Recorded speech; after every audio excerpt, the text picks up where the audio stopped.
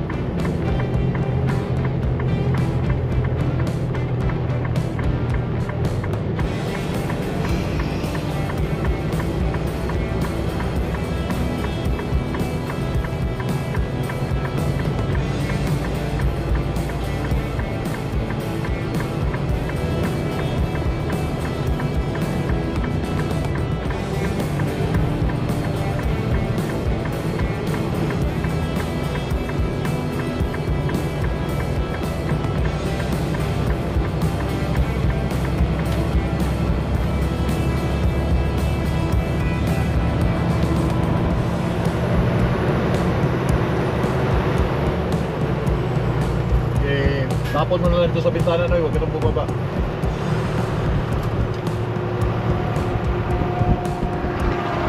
Huwag ka nang bumaba. Tapon mo lang dito.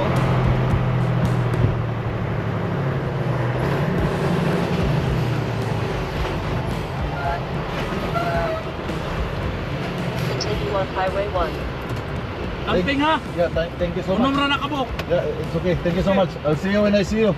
Oh.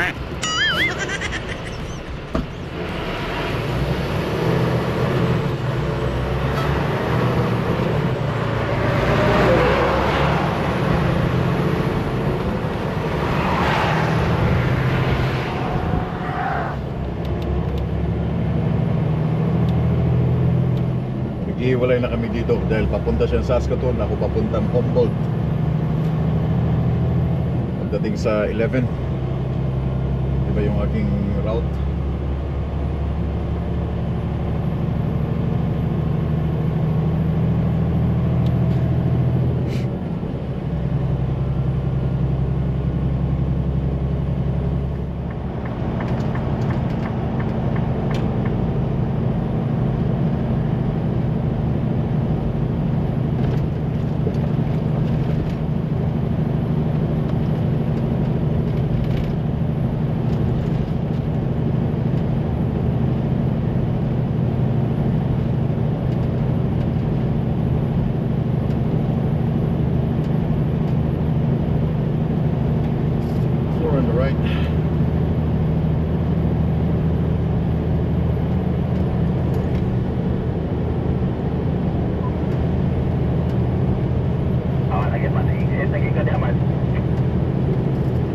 Amping Noy, salamat kayo Noy. Be in the right lane. Kita lang to, amping ha. Ya, pag-amping po.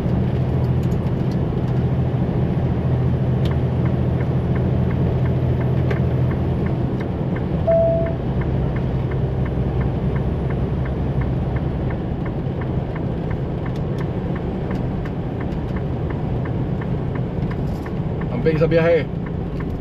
Omar, ikaw po na.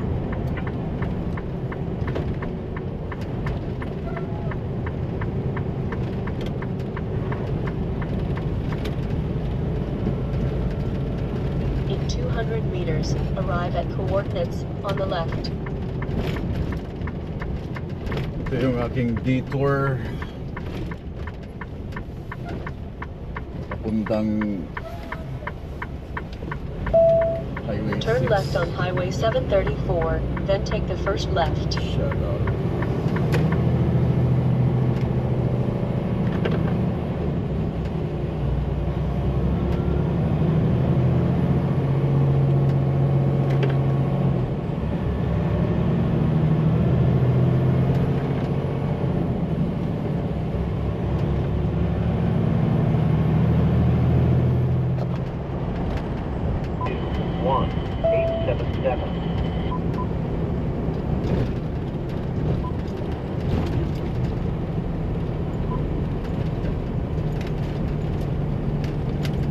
Well, do you copy?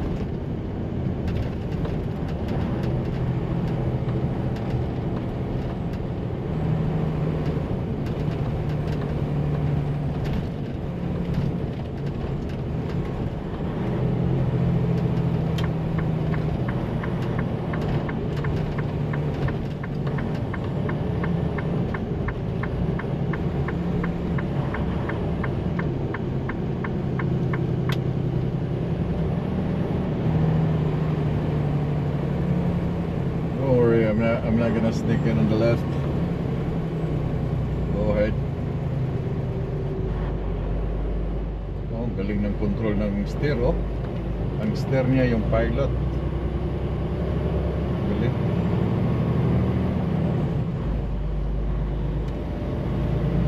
Hello mga choy, mga choy. Hello internet, hello viewers. Humboldt, Saskatchewan.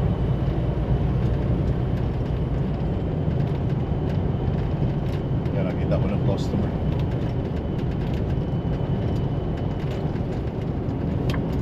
Turn right onto the unpaved road. Really?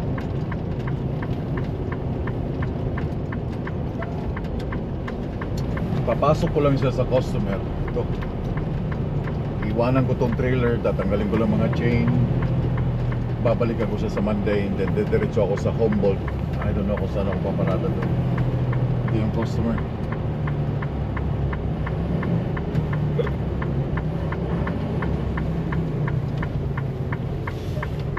Sana bukas ang kanilang gate.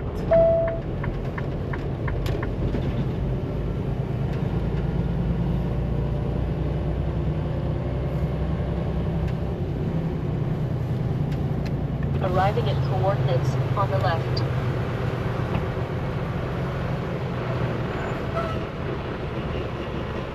Deliveries, large trucks.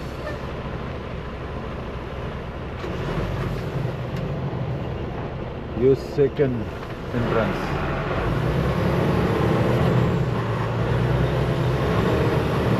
Buti na lang walang gate.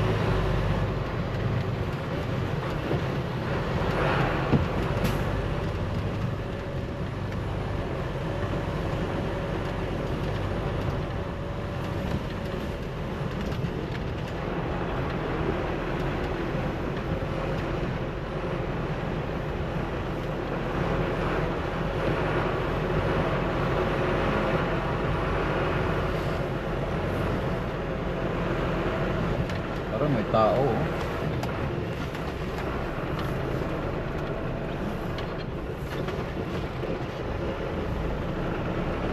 Parang may tao dun. Maganda sana kung may tao para mapirmahan niya. Kahit ako na magbaba ng equipment, pipilitin ko na may baba. Mapirmahan lang yung paperwork kasi importante yung paperwork.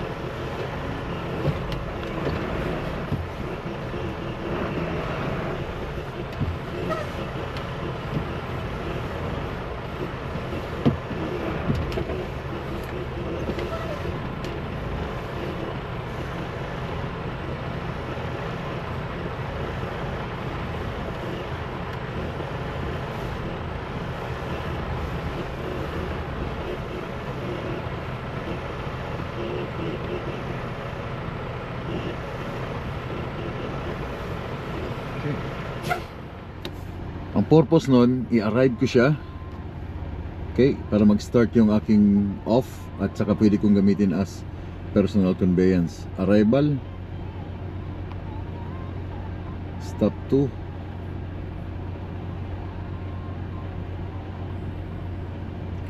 ano ba yung problema ko sa sa ilag? Ilag malfunction.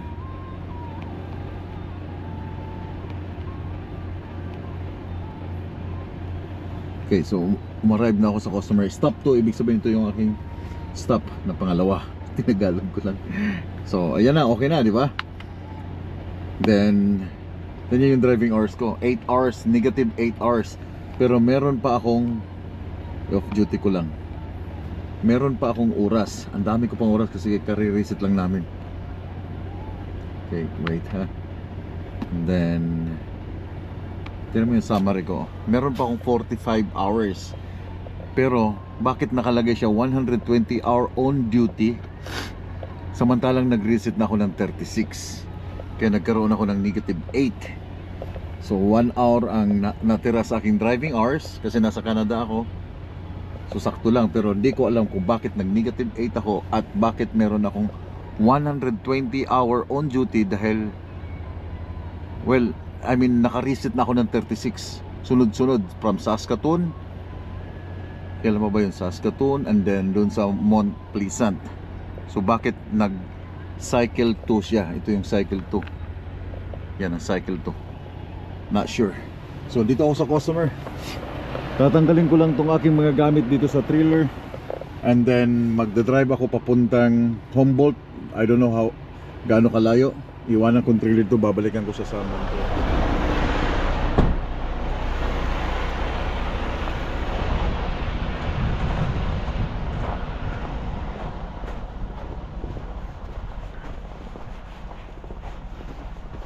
At least dumating ako dito na safe. Babaklasin ko lang itong mga chain.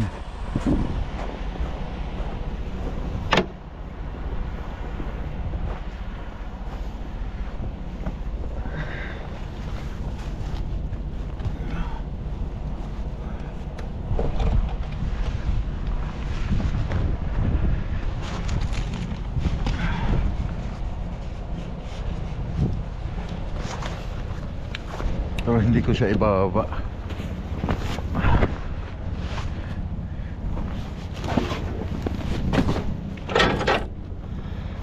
Okay.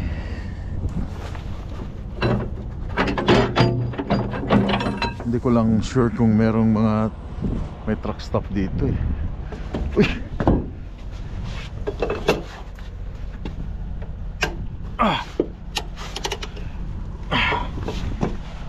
Ay, ay, ay.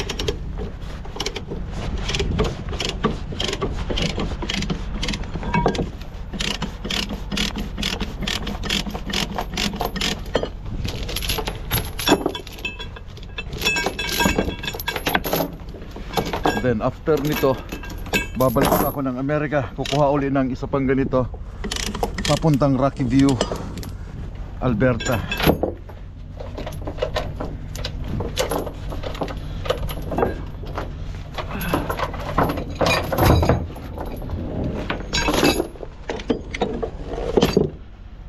Isa pang traktor.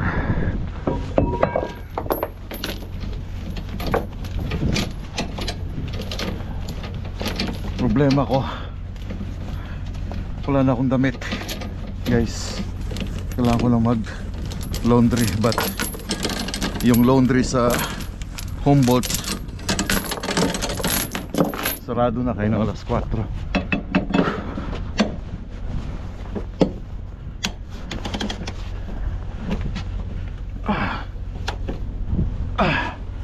Ay.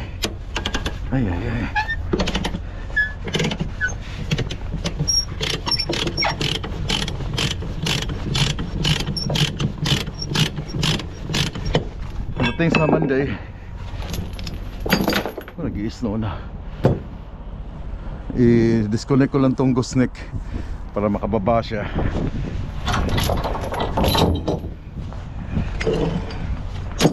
Perma ng papel. Then that's it.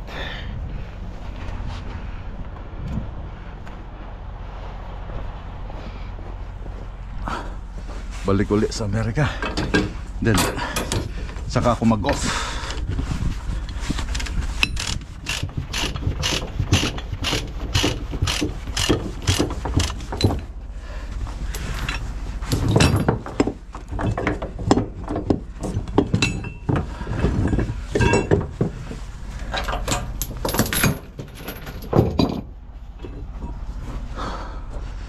Akitin ko siya mamaya.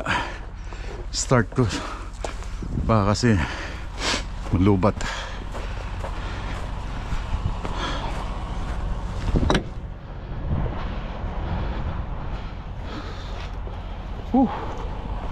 Medyo malamig. Problema ko to shower. My God.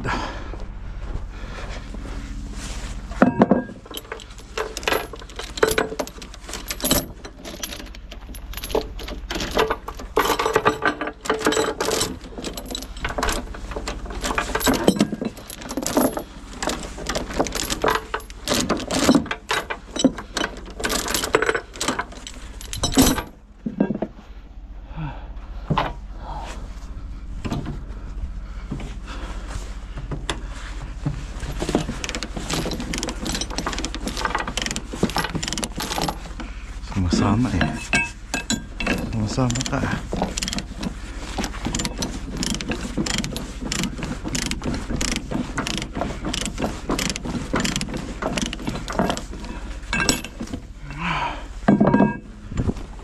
Huwag lang siya ma-frozen guys, yung brake. Pag na-frozen patay.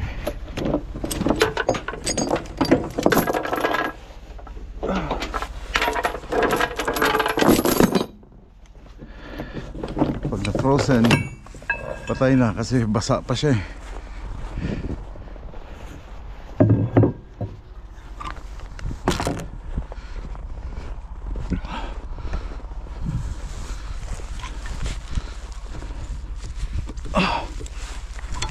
I mean, init pa yung gulong, malamig pati.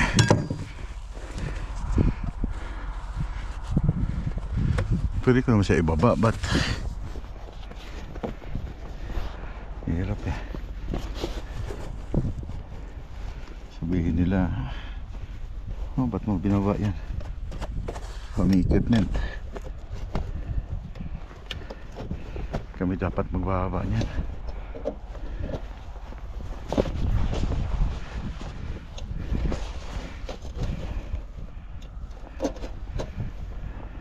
Si Manoy, yung equipment niya, siya magbababa dun sa yard kasi walang tao sa yard ngayon.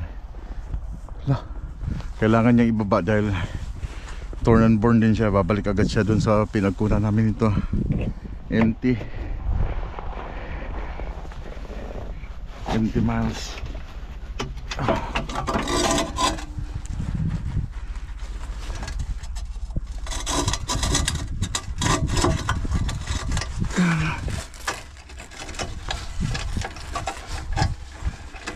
And then shut off, then drop an airbag. Okay, all done.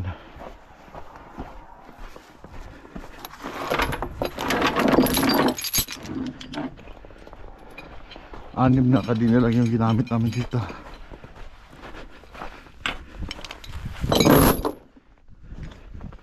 Anim na kadina, 6 na boomer.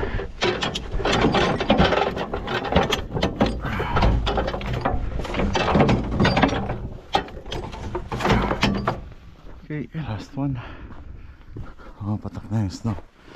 Tsaka ko i-start yung tractor para at least mag-charge.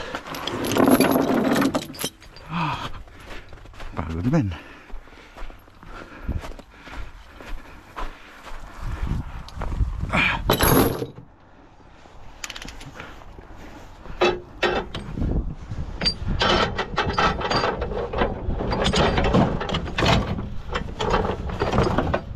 Okay, done.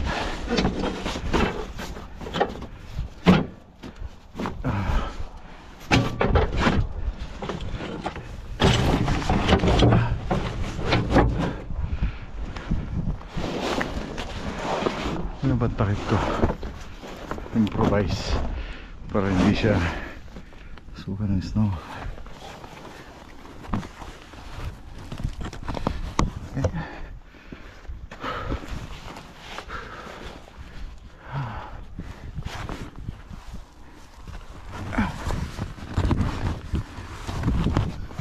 That's it. Kanina lang. So start ko muna. Ano ba ba? I think wala na eh. Hold on. Yeah. Start ko muna para makargahan ng baterya. Kasi baka hindi andar.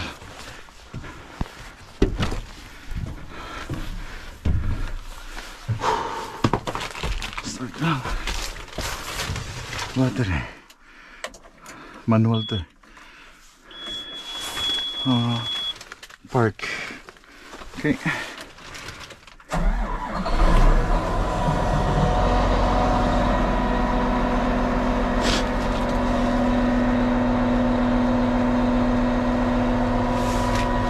So ito pala guys, ito pala clutch. May clutch pala to. And then brake. Then drive, neutral, park, forward, reverse. Meron siyang lock dito mechanism. I-lock mo siya. Pero pag mag-forward ka, gagamitan mo siya ng clutch. Pag mag-reverse ka, ilalock mo dito, gagamitin din siya ng clutch. Okay. Tapos yung upuan niya. Pudo. Then yung finger. Joystick. Para lang mag-charge yung baterya.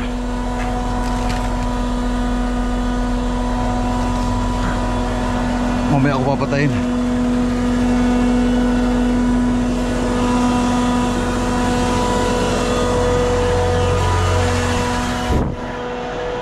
Para fully charge.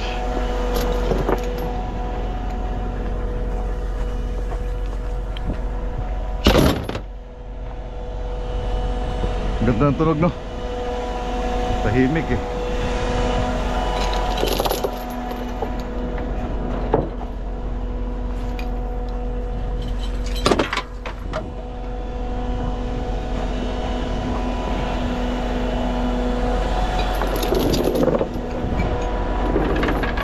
Dito lang sa Canada at Amerika ang Europe. Mga farmers mayayaman. Sa Pinas kawawa, sobrang mahal nito.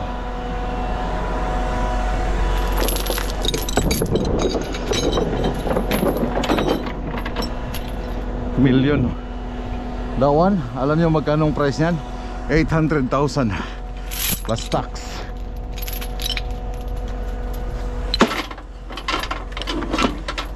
You know what I'm saying? 800,000 yung price ng machine na yan.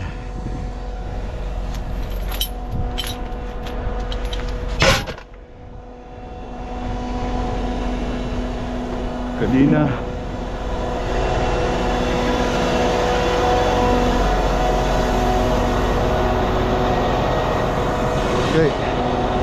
Clear.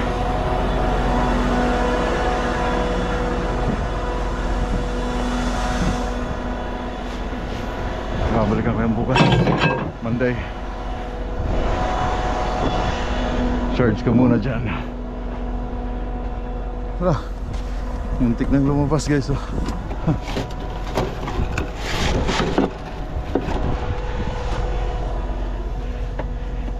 Yan pala nakalimutan kong bilhin sa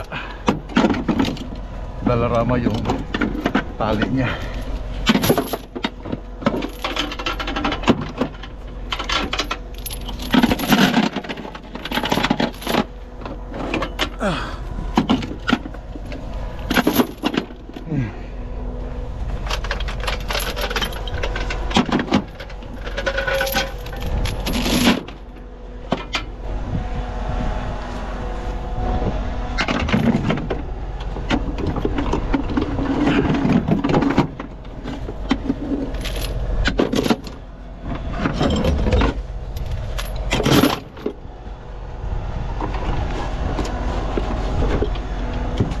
Lumabas na eh, oh.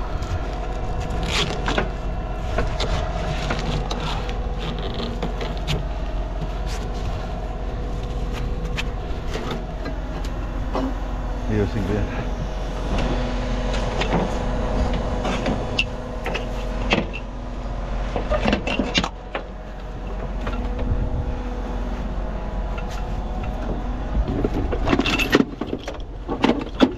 Okay.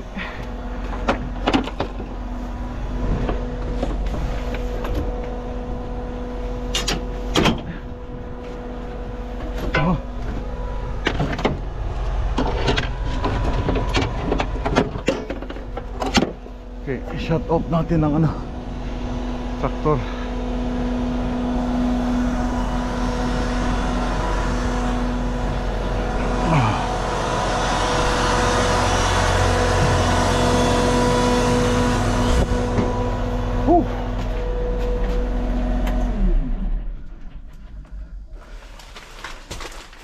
Kita nyo ha, pinandar ko. So ito, may mga glove box siya dito. Talagyan ng pagkain. May extra upuan. Passenger. Ito yung loob. Ganda no? Almost $1 million. So $1 million, 40 million pesos sa Pilipinas. 40 million plus maintenance plus diesel. Oh lala. Makaka-afford nyo ba yan? Pang farm? Kalabaw na lang, di ba? Gagamitin. Anyway, all done. Tsaka ako natatanggalin to. Yan muna. I think that's it.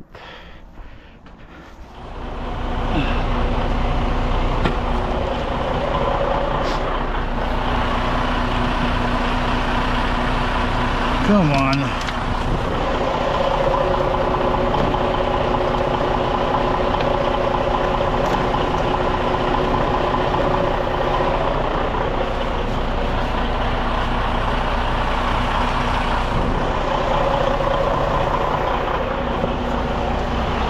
Pag malamig, hindi mo siya may kabit.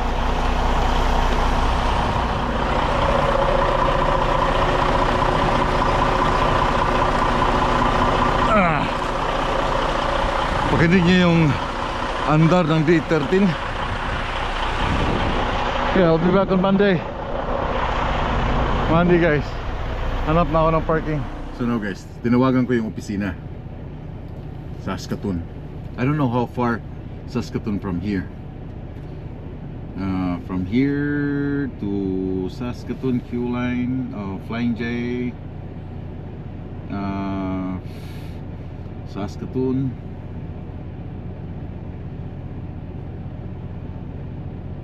There you have Flying J, Saskatoon. From here, hindi ako taga Humboldt.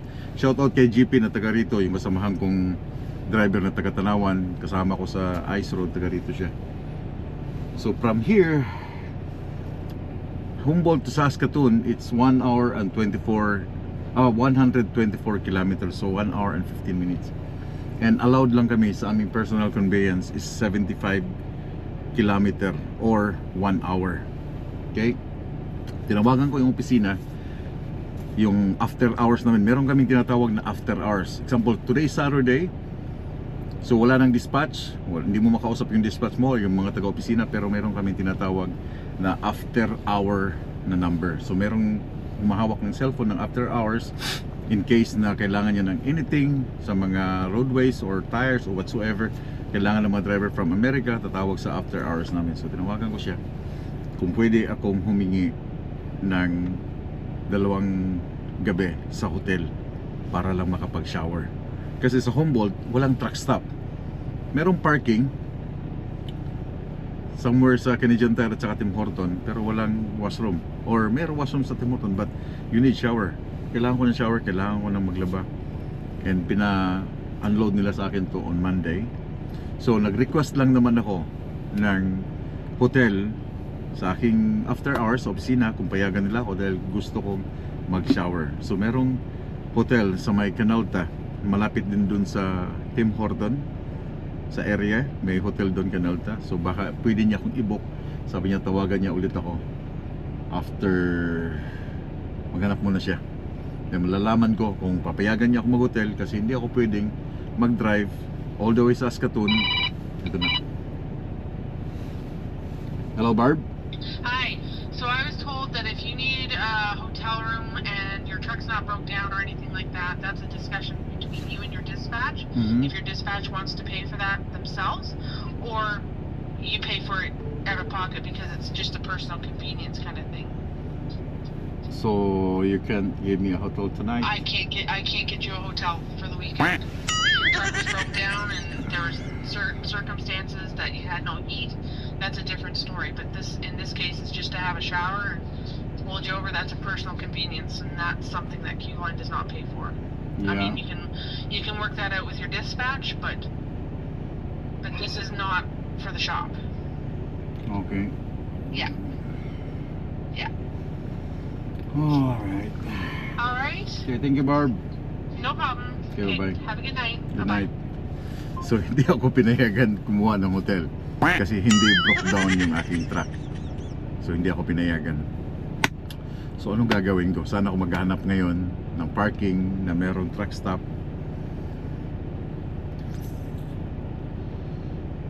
Tawagan ko kaya si James Inn. Pero ano na eh, late night na eh. So hindi sumasagot kasi nga today is Saturday, walang opisina. So hindi ako pinayagan mag-hotel dahil hindi naman broke down yung aking truck, walang problema. So yun lang problema ko, ang pag-shower. Today Saturday, Sunday. Oh my God, maliit lang kasi na town to. So anyway, drive ako papuntang Humboldt. Doon ako magpapalipas ng hanggang bukas. And then let's see what we can do, kung anong meron doon sa area na yan. Tatawagan ko yung hotel. Good evening. Thank you for calling Humboldt. This is Joseph. How may I help you? Hi Joseph, Pilipino? Yes po. Okay, sabi ko na nga ba Pilipino. Tatanong lang ako sir dahil nandito ako sa Humboldt. Magkano yung isang gabi ng hotel, anong isang room? Sa regular po is 169 plus tax for the weekdays po. So 160, And weekends ngayon is 179 for the regular room po. 179 for ano, isang gabi. Sa weekend po yan. Weekend ngayon 179 po. Plus tax po yun. Oh, so kung 2 araw, mga 300 plus. Yes po. Okay. Ilang 300? Ha? 300 plus. Kulang 400 po. Kulang 400. Wala na bang mas mababa doon? Yun po yung aming... Meron po ba kayong CA or AAA membership? Wala sir, kasi hindi ako taga rito, taga Winnipeg ako. May delivery lang ako dito sa may Pattison, dito sa after Humboldt papuntang Watson, and kailangan ko lang talaga ng ma-shower kasi nga walang truck stop dito sa area. Truck driver ako dito. Then kailangan ko lang ng shower for the weekend kasi Monday pa yung unloading ko. Yun po yung rate po natin, 179 po for the weekend. 179. Plus tax po. Oh, plus tax pa, so mga 180 plus, no? Okay po. So, kulang 200 na po yun. Oh, yeah. So, Dito ba sa area nyo, sir? Matanong ko lang ha. Dito sa area nyo, meron ba ditong laundromat sa area? Not so sure po kasi wala akong narinig dito po na yung labahan or the Wala rin. store. Wala rin po. Wala din. Wala po akong narinig na may laundry store. Or pwedeng pumarking dyan, sir, tapos mahikiligo lang. Pwede po, why not po, pero wala po kayong pwede pagliguan. Ah, wala ba? Kasi kung liliguan nyo pa yung room, mabayaran nyo na pa yung room. Kaya nga. Yung one. Na-try nyo na po ba sa Bella Vista? Saan yan, sir? TV? Try nyo po doon, mas cheap po yung price nila kasi unan po sila. Anong pangalan? Bella Vista Inn po. Bella Vista? Opo, or Bella View Inn or TV Inn. Yan. Okay, sige, try ko nga tawagan, sir. Tabi lang po siya ng Rockfields tsaka ng bagong Wendy's po. Ah, okay. Okay, so tawagan ko lang, sir. Sige, salamat, sir, ha? Anong pangalan niyo, sir? Salamat po. Joseph po. Joseph, say Marco. Salamat po, Sir Marco. Salamat po, sir. Salamat po. Thank you po. Salamat. Ang mahal, guys. Maliligo ka lang, babayad ka lang $200. So hanapin natin yung isa.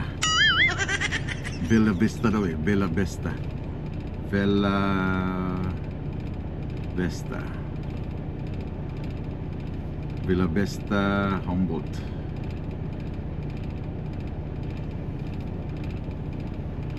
Ah, okay. Tawagan ko lang ha. Baka mas mura dito, mga 70 or what.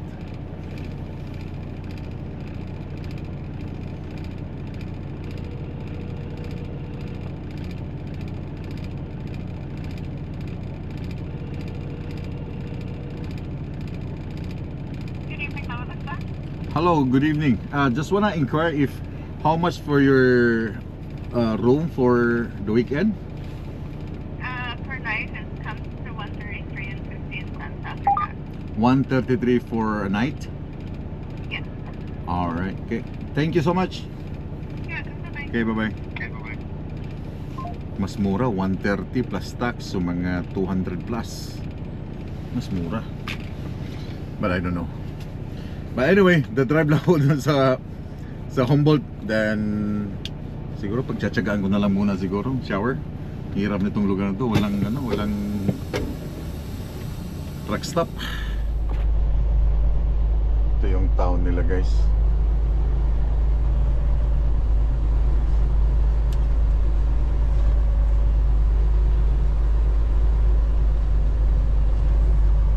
Hindi nyo na makita, madilim na eh.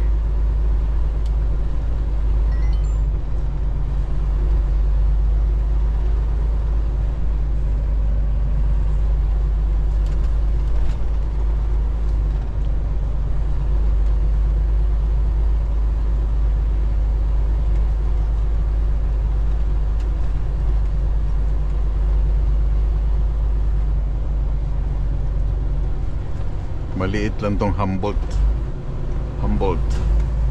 Saskatchewan.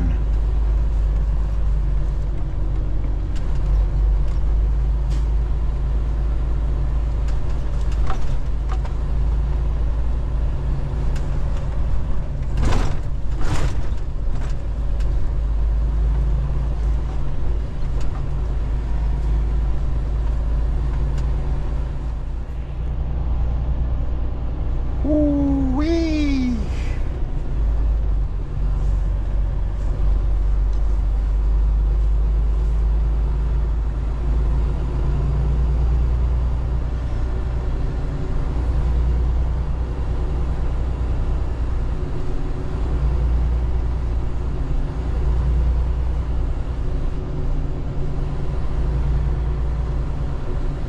Oh, may Dalarama doon, sarado na.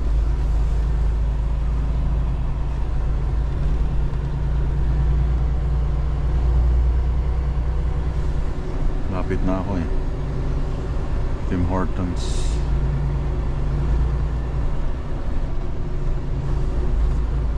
I think this one, yeah.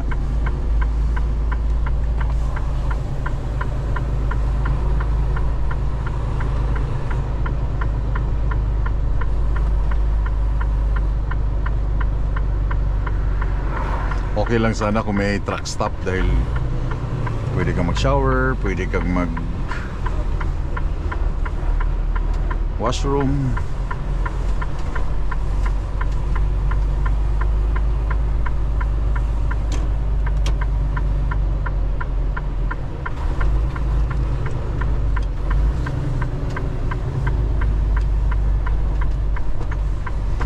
So dito ako pa-parking sa lot nila.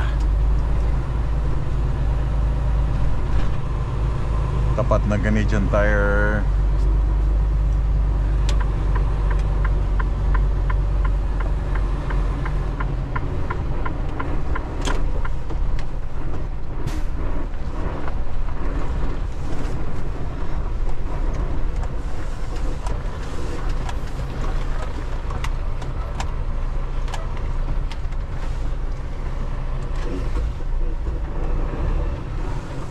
Ayusin ko lang para hindi masyadong baba yung aking ulo.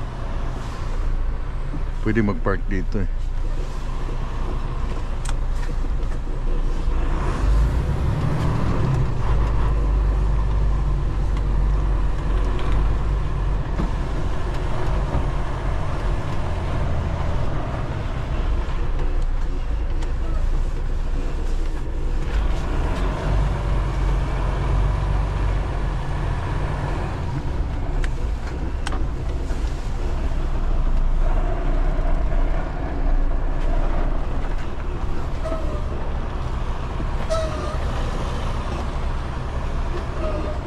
Okay.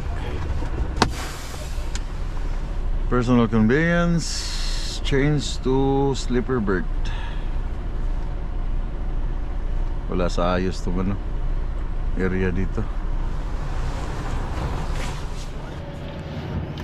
So ladies and gents, mga choy, mga chay, nandito ako ngayon sa Humboldt area.